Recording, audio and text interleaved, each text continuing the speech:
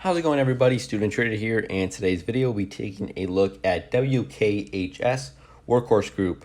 This is another Patreon requested video, so go ahead and click the link in the description box down below to join that up, and you can make what video I make and get also access to the Discord and live alerts, cryptocurrencies, options, and your normal stock. So let's go ahead and break down Workhorse here. A pretty good day for this one. After everything turned out, technically up 5 cents.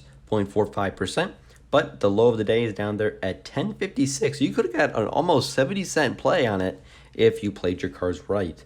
Earnings are on 8-10, I believe, so stay tuned for that.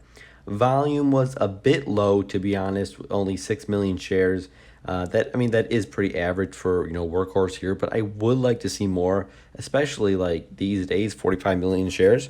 I want that to be, at least I want it to be like 10, 20 million a day. I feel like Workhorse can't get that just because Workhorse it's a pretty big name, in the EV sector. But when it comes down to the low there at 1060, that's good support. We can make it zoom in here.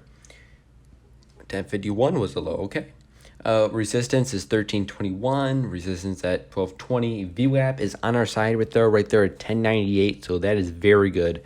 One thing is your head is under some really strong resistance right there at $11.30. Maybe we broke it today. Yeah, we got to $11.32, but there's a difference between breaking and holding and breaking and falling. That's exactly what it did. Low volume after hours. That is one thing with Workhorse I do not like.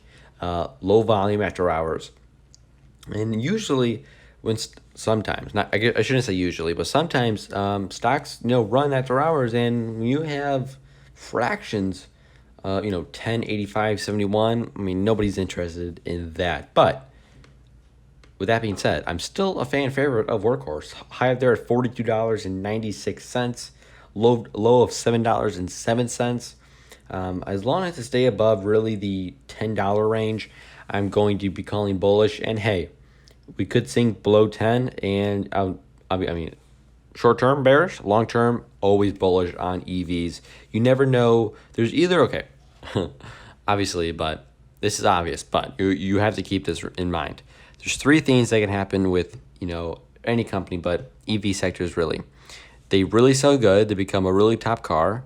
Rare, but possible with the EV sector. They get bought out or sold to a company like Tesla, NIO, anything that. Even Amazon could buy them out, Apple, doesn't matter. Or they go bankrupt.